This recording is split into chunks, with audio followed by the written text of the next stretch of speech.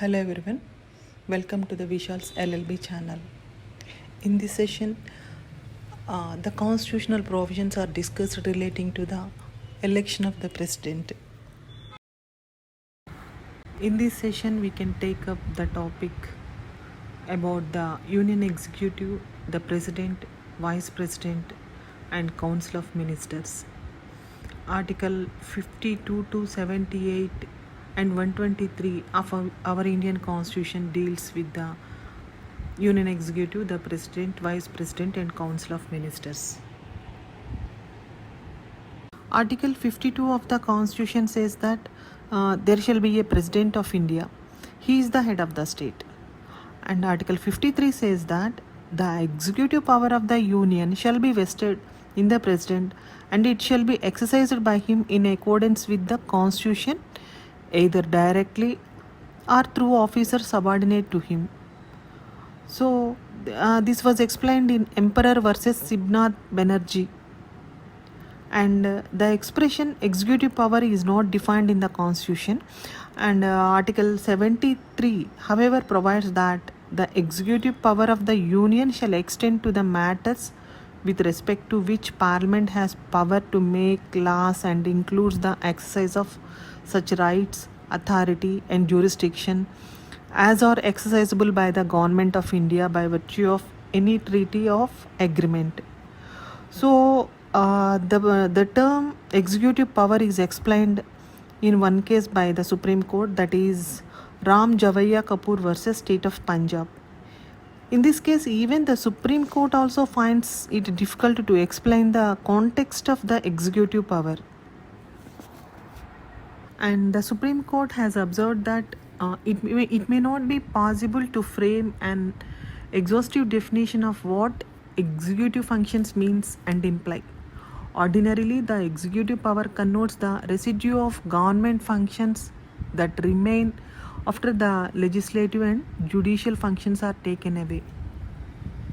So, Article 52 and 53 President గురించి refer చేస్తున్నాయి. According to article 52 ఏంటి అంటే there shall be A president of India and he is the head of the state అని చెప్తుంది.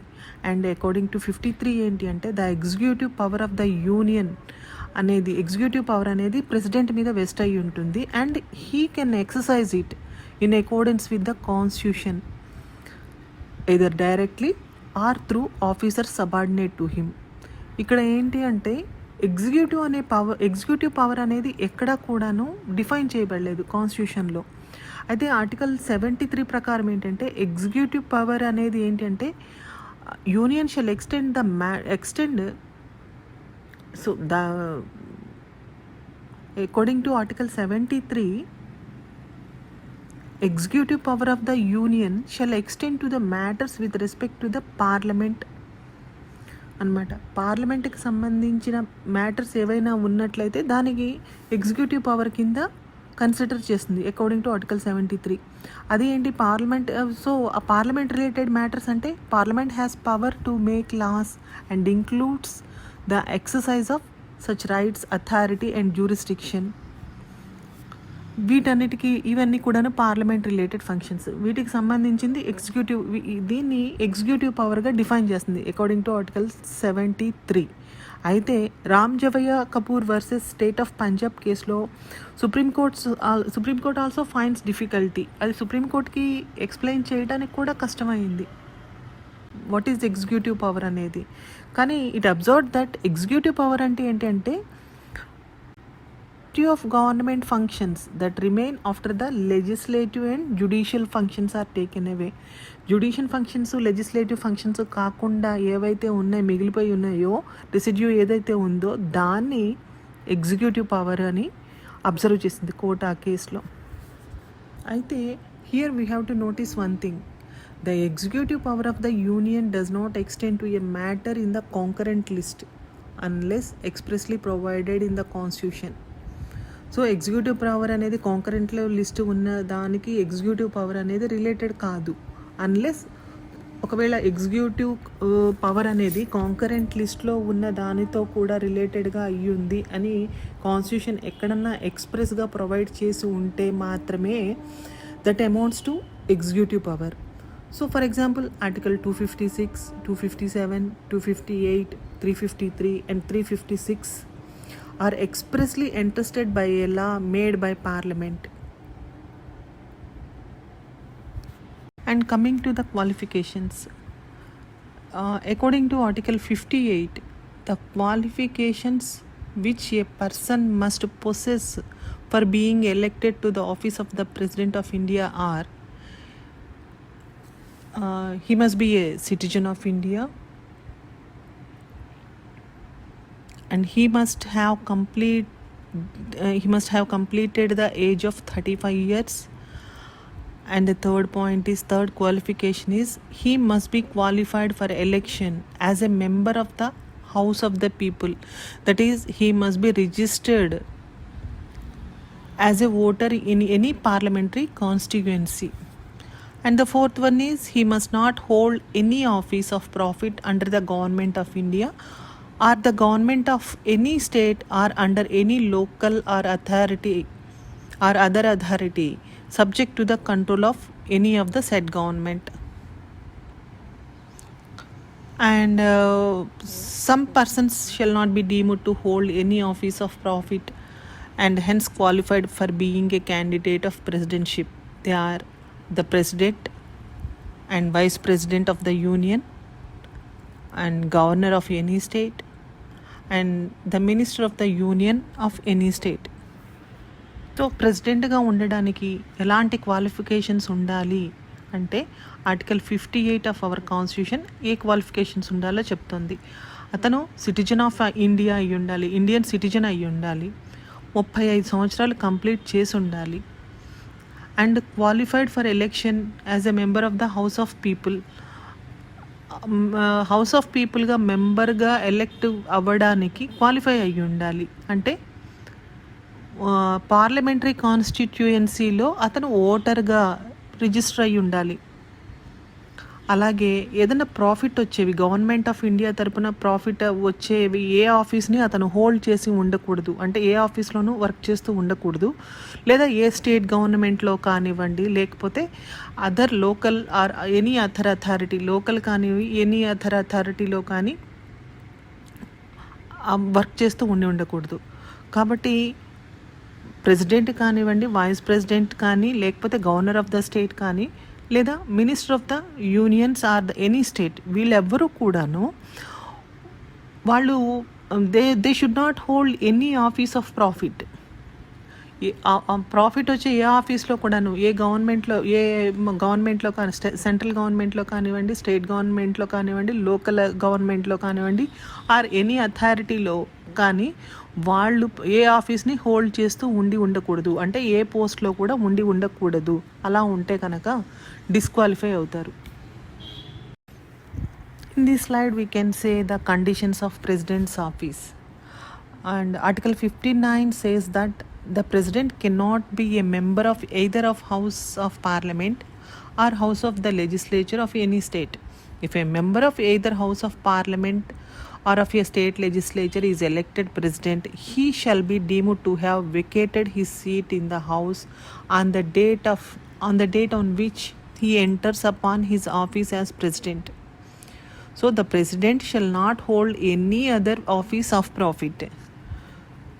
So conditions for president's office అంటే ఏంటి అంటే article 59 ప్రకారం ప్రెసిడెంటు ఎయిదర్ ఆఫ్ ద హౌస్లో, అంటే రాజ్యసభలో కానీ లోక్సభలో కానీ మెంబర్ అయ్యి ఉండకూడదు, లేదా స్టేట్ లెజిస్లేచర్లో కూడా మెంబర్ అయ్యి ఉండకూడదు. ఒకవేళ దేనిలో కూడాను, అంటే హౌస్ ఆఫ్ పార్లమెంట్లో కానివ్వండి, స్టేట్ లెజిస్లేచర్లో కానీ మెంబర్ కనుక ఉంటే కనుక అతను ప్రెసిడెంట్ అయిన తర్వాత హీ షల్ బి డీమ్డ్, అతను ఆ సీట్ని ఏ సీట్ని మెంబర్ ఆఫ్ ద పార్లమెంట్ కావచ్చు, లేకపోతే స్టేట్ లెజిస్లేచర్ మెంబర్లో కూడా అతని సీట్ని వెకేట్ చేసినట్లుగానే ట్రీట్ చేయబడుతుంది. ఎప్పటి నుండి ట్రీట్ చేయబడుతుంది అంటే on the date on which he enters upon his office as a ప్రెసిడెంట్గా తన ఆఫీస్లో ఎంటర్ అయిన దగ్గర నుండి, ఒకవేళ ఒక పార్లమెంట్ మెంబర్ కానివ్వండి, స్టేట్ లెజిస్లేచర్ మెంబర్ కానివ్వండి, ప్రెసిడెంట్గా కనుక ఎలెక్ట్ అయినట్లయితే ఆ పర్సను ప్రెసిడెంట్ ఆఫీస్కి ఎంటర్ అయిన దగ్గర నుండి, ప్రెసిడెంట్గా ఎలెక్ట్ అయ్యి ప్రెసిడెంట్ ఆఫీస్ ఎంటర్ అయిన దగ్గర నుండి తను ఏదైతే మెంబర్గా ఉన్నాడో పార్లమెంట్లో కానీ స్టేట్ లెజిస్లేచర్లో కానీ ఆ సీట్ని వెకేట్ చేసినట్లుగా ఇట్ షల్ బి డీమ్డ్. కాబట్టి ప్రెసిడెంట్ అనే అతను ఏదైనా సరే ప్రాఫిట్ వచ్చే ఏ ఆఫీస్ని కూడా హోల్డ్ చేసుకుంటూ ఉండకూడదు, ఏ ఆఫీస్లో కూడా ఉండకూడదు, ఏ పోస్ట్లో కూడా ఉండకూడదు. We can discuss about the election of president. The president of India is not directly elected by the people.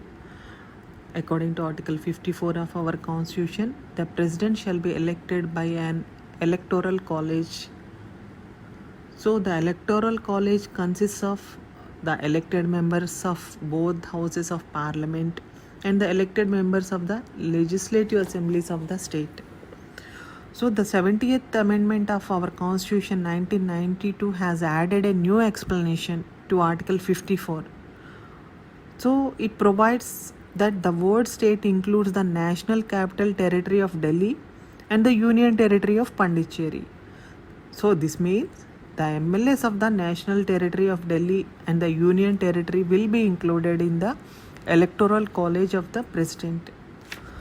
And the nominated members of the above house at the center and the states do not having voting rights in election of the president.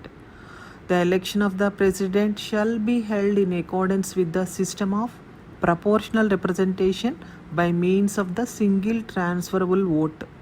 So the system adopted for voting is secret ballot. The Constitution provides that as far as practicable, there shall be uniformity in the scale of representation among the state inter se, as well as parity between the states as a whole and the union at the election of the president. So for this purpose of securing such uniformity among the state and parity between the union and states, the following formula is adopted. Every elected member of the legislative assembly of a state shall have as many votes as there are multiples of 1,000 in the quotient obtained by dividing the population of the state by the total number of the elected members of assembly. If by this division the remainder is 500 or more, it will be counted as 1 and the vote of each member is increased by 1. Thus the number of votes which an MLA is entitled to cast in the presidential election is based on the ratio of population of the state. The number of votes which each elected member of parliament is entitled to cast shall be obtained by dividing the total number of votes of the legislative assemblies of the all the states obtained under the above formula by the total number of the elected members of the both houses of parliament. If by this division the remainder exceeds 1/2, it will be counted as 1. This formula secures parity of votes between the members of parliament and the legislative assemblies of the state. So the illustration given will make the above formula clear. Suppose the population of Bombay is 2,08,49,840. The total number of elected members of the Bombay Legislative Assembly is 208, one member representing 1 lakh of population. Now to obtain the number of votes which every member of a legislative assembly is entitled to cast at the president election is to divide 2,08,49,840 population of Bombay by 208. That means total number of elected members of the state, and then to divide the quotient by 1,000. So that is 2,08,49,840 by 208 divided by 1,000 equal to 1,239 by 1,000 equal to 100. So here we are rejecting the remainder 239 being less than 500. Thus, each member of Bombay Legislative Assembly will get 100 votes and the total votes cast by Bombay Legislative Assembly would be 100 into 208 equal to 2,800. Now suppose the total number of votes elected members of legislative assemblies of all states in accordance with the above calculation is 74,940 and the total of elected members of both houses of parliament is 750. The number of votes each member of the parliament, that means MP, is entitled to cast would be 74,940 by 750 equal to 99 to 23/25. Since the fraction 23/25 exceeds 1/2, it will be counted as 1 and it will be added to the total number, that is 99 plus 1 equal to 100. So ఇక్కడ ఈ ప్రొసీజర్లో election of president అంటే president election అనేది డైరెక్ట్గా ఉండదు. Electoral college members వాళ్ళు according to article 54 వాళ్ళు elect చేసుకుంటారు. ఈ ఎలక్టోరల్ కాలేజ్లో ఎవరు మెంబర్స్గా ఉంటారు అంటే బోత్ హౌసెస్ ఆఫ్ పార్లమెంట్లో Lok Sabha members and Rajya Sabha members ఇద్దరు కూడాను ఎలక్టెడ్ మెంబర్స్ ఎవరైతే ఉంటారో వాళ్ళు, అలాగే స్టేట్ లెజిస్లేటివ్ అసెంబ్లీలో ఎవరైతే ఎలక్టెడ్ మెంబర్స్ ఉంటారో వీళ్ళిద్దరూ కూడాను ఎలక్టోరల్ కాలేజ్ మెంబర్స్ అంటారు. వీళ్ళు ప్రెసిడెంట్ని ఎలెక్ట్ చేసుకుంటారు. అయితే 70th అమెండ్మెంట్ యాక్ట్, కాన్స్టిట్యూషన్కి 70th అమెండ్మెంట్ యాక్ట్ జరిగినప్పుడు ఒక న్యూ ఎక్స్ప్లెనేషన్ని ఈ అమెండ్మెంట్ యాక్ట్ యాడ్ చేసింది. ఆ ఎక్స్ప్లెనేషన్ ఏంటి అంటే స్టేట్ అనే ఒక వర్డ్ని ఇంక్లూడ్ చేసింది.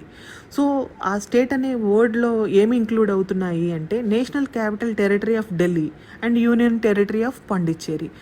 న్యూఢిల్లీ అండ్ పాండిచ్చేరి అనేవి స్టేట్లో ఇంక్లూడ్ అవుతున్నాయి, స్టేట్ అనే వర్డ్లో ఇంక్లూడ్ అయినాయి అనమాట. అంటే ఏంటి అంటే national territory of Delhi MLAs అలాగే union territory of Delhi MLAs are also included in the electoral college of the president. వాళ్ళు కూడా దాంట్లో మెంబర్స్ అరౌండ్ ఈ Delhi legislative members and Pondicherry legislative members. అలాగే నామినేటెడ్ మెంబర్స్ ఎవరైతే ఉంటారో హౌసెస్లో, అంటే సెంటర్లో కానివ్వండి స్టేట్లో కానీ ఎవరైతే ఉంటారో వాళ్ళకి ఓటింగ్ రైట్స్ అనేవి ఉండవు. ప్రెసిడెంట్ని ఎలెక్ట్ చేసుకోవడానికి ఓటింగ్ రైట్స్ ఉండవు. ఓన్లీ ఎలెక్టెడ్ మెంబర్స్ అయితే పీపుల్తో ఎవరైతే ఎలెక్ట్ చేసుకోబడతారో ఎమ్మెల్యేస్ ఎంపీస్ ఎవరైతే ఉంటారో వాళ్ళకి మాత్రమే ఓటింగ్ రైట్స్ ఉంటాయి. నామినేటెడ్ మెంబర్స్ ఎవరైతే రాజ్యసభకి నామినేట్ చేసిన మెంబర్స్ ఉంటారు కదా కొంతమంది, వాళ్ళకి ఈ ఓటింగ్ రైట్స్ అనేవి ఉండవు. అలాగే ప్రెసిడెంట్ ఎలక్షన్ ఎలా జరుగుతుంది అంటే in accordance with the system of proportional representation by means of single transferable vote అనే సిస్టమ్ ద్వారా జరుగుతుంది. సో అలాగే ఎలా ఓటింగ్ అనేది ఎలాగ జరుగుతుంది అంటే సీక్రెట్ బ్యాలెట్ ద్వారా జరుగుతుంది. అలాగే కాన్స్టిట్యూషన్ ఏమని ప్రొవైడ్ చేస్తుంది అంటే యూనిఫార్మిటీ అనేది ఉండాలి స్టేట్స్ మధ్య. ఎంతవరకు ప్రాక్టికబుల్గా పాసిబుల్ అయితే అంతవరకు కూడాను అన్ని స్టేట్స్ మధ్య యూనిఫార్మిటీ అనేది ఉండాలి. అందుకని ఏమవుతుంది అంటే ఆ యూనిఫార్మిటీ అంటే ఏంటి అంటే ఫర్ ఎగ్జాంపుల్ ఒక స్టేట్లో ఎక్కువ మంది ఎమ్మెల్యేస్ ఉండొచ్చు, ఇంకో స్టేట్లో తక్కువ మంది ఉండొచ్చు.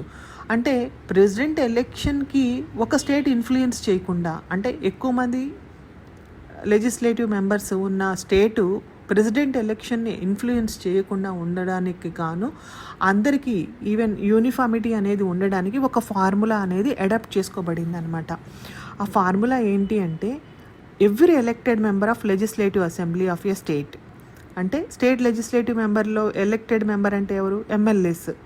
ఎమ్మెల్యేస్కి ఎలా ఉంటాయి ఓట్ ఎలా ఉంటుందంటే shall have as many votes as there are multiples of thousands in quotient obtained by dividing the population. అంటే పాపులేషన్ని డివైడ్ చేయటం ద్వారా, దీన్ని ఒక ఎగ్జాంపుల్గా చెప్తే ఈజీగా అర్థమవుతుంది. ఎలాగా అంటే ఫర్ ఎగ్జాంపుల్ బాంబేలో పాపులేషను 2 crores 8,49,840 మెంబర్స్ అనేది బాంబే పాపులేషన్ అనుకుందాం.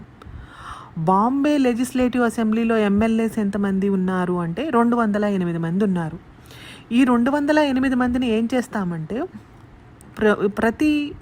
every elected member of the legislative assembly of a state shall have as many votes as there are multiples of thousands. 1000 మెంబర్స్కి ఒక ఓట్ చొప్పున ఉంటుంది. ఎంతమంది థౌజండ్స్ ఉంటే అన్ని ఓట్స్ ఉంటాయి అనమాట. అన్ని థౌజండ్స్ ఆఫ్ ఓట్స్ అనేవి ఒక ఎలక్టెడ్ మెంబర్ ఒక ఎమ్మెల్యేకి ఉంటాయి. In the quotient obtained by dividing the population. ఇక్కడ ఒక ఈక్వేషన్తో చూద్దాం. ఇక్కడ ఇంతకుముందు చెప్పినట్టు బాంబేలో పాపులేషన్ 2,08,49,840 మెంబర్స్ ఉన్నారు. బాంబేలో ఉన్న ఎమ్మెల్యేస్ ఎంతమంది? బాంబే స్టేట్ లెజిస్లేచర్లో ఉన్న మెంబర్స్ ఎంతమంది అంటే 208 మంది. ఈ 208 మందిని దేంతో డివైడ్ చేసినాం? కోషంట్తో, అంటే 1000 మెంబర్స్, అంటే ఎవ్రీ 1000 పాపులేషన్కి ఒక ఓటు చొప్పున డివైడ్ చేసినాం. అప్పుడు మనకి ఎంత వచ్చిందంటే 1,239/1000. ఇక్కడ ఈ 1000 ఉంది కదా, ఈ 1000తో డివైడ్ చేస్తే ఈక్వల్ టు 100 వచ్చింది. అంటే ఏంటి అంటే బాంబే లెజిస్లేటివ్ అసెంబ్లీలో ప్రతి ఎమ్మెల్యేకి కూడాను 100 ఓట్స్ ఉంటాయన్నమాట. అంటే బాంబే లెజిస్లేటివ్ అసెంబ్లీలో మొత్తం ఎంతమంది ఉన్నారు? 208 మంది ఉన్నారు. ఒక్కొక్క ఎమ్మెల్యేకి ఎన్ని ఓట్స్ ఉన్నాయి? 100 ఓట్స్ ఉన్నాయి. సో 100 × 208 ఎంత? 20,800 ఉంటుంది. సపోజ్ ఇప్పుడు ఏమవుతుందంటే total number of votes elected members of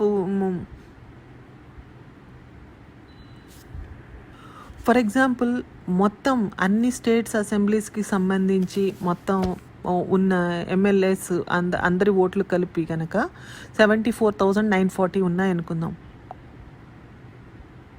అన్ని స్టేట్స్ యొక్క లెజిస్లేటివ్ అసెంబ్లీస్, ఇండియాలో ఉన్న అన్ని స్టేట్ లెజిస్లేటివ్ అసెంబ్లీస్ యొక్క మొత్తం ఓట్స్ అన్నీ కూడా కలిపి 74,940 ఉన్నాయనుకుందాం.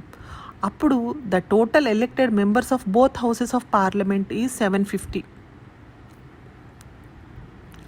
మొత్తం ఇండియాలో ఉన్న ఎంపీస్ అందరూ కలిపి 750 మంది అనుకుందాం.